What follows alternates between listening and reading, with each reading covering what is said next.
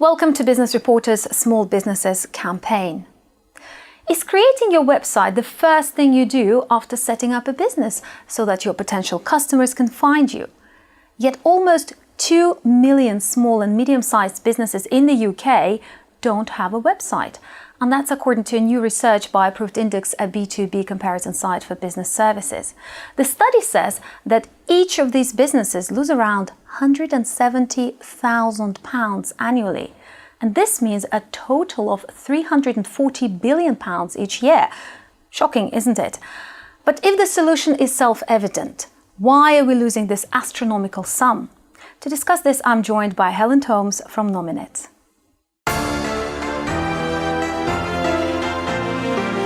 Thank you very much for coming. Yeah. Why do these companies decide not to have a website?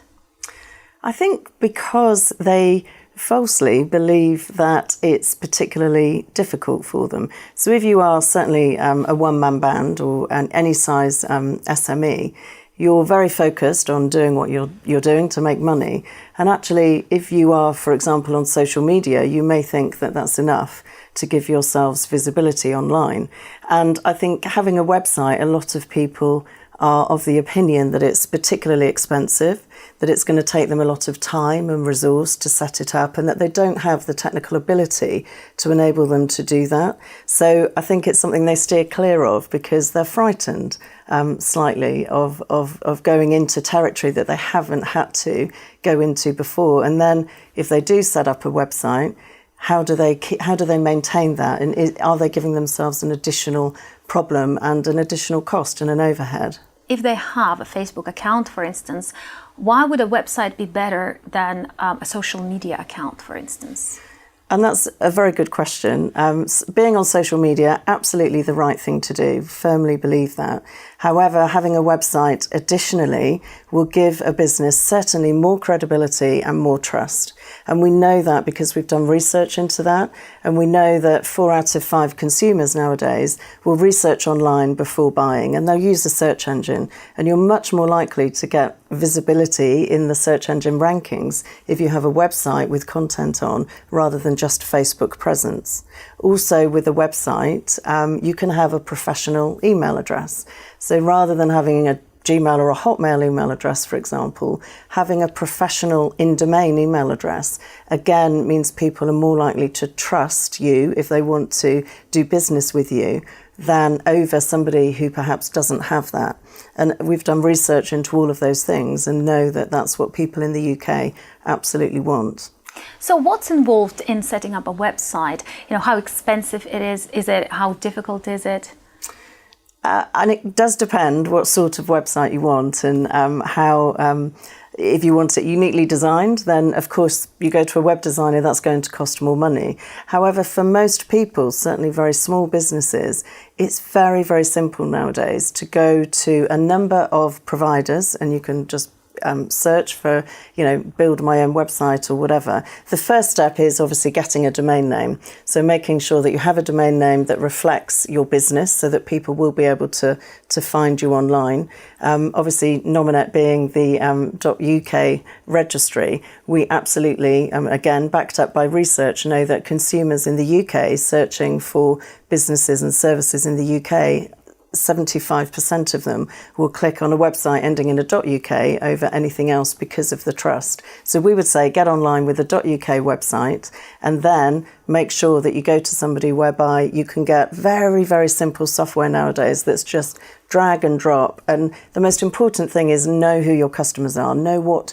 It's a way to express your personality online with a website, so much more than you can do just on social media, for example, where you're restricted as to what you can do. So it's simple. You go online, it's inexpensive, £5 a month, something like that will give you a very, very simple, straightforward website, but it means that you're in control. You absolutely are in control of your identity online, and you can put customer testimonials up there. It's going to give you much more visibility than word of mouth, for example, if you cannot put the customer testimonial online. So very simple, straightforward. You need some pictures. You need to have a clear idea of what you want to portray, and then we are there to help and support, and our registrars who are selling domain names are also there to help and support that process. So you don't need to be a web designer to be able to do that.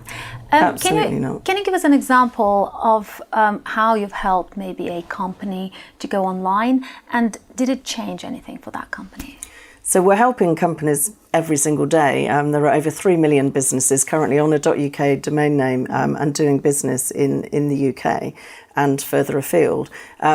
There are lots of case studies, for example, on our consumer-facing website, which is theukdomain.uk, and that will give people an idea of a number of companies that have set themselves up online and are now reaping the benefits of having their own website. One nice example is tradeplumbing.co.uk, for example. That was a son and his father who have traded for 30 years, but been online for the last 10 years. And they've gone from literally a two-man band to now employing over 12 people. And I think the main benefit for them is they're now attracting business from all over the UK and not just in a very kind of small local area. So, and that they would absolutely say themselves has been a benefit of setting up a website and being able to showcase their business online.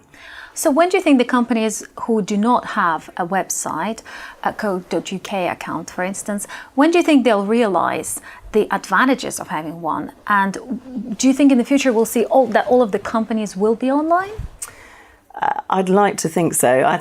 Maybe it's unrealistic to think that every business will have a website, and I'm not sure we can necessarily make that happen no matter how hard we try. But I think we at Nominet and a number of other organisations as well are trying very hard to make a difference and make people understand how easy it is, how inexpensive it is, and the benefits of being online versus not being online. And one of those could be the difference between surviving and not surviving as a small business. And we really, really, for the digital economy, want small businesses to set up and have every success of survival.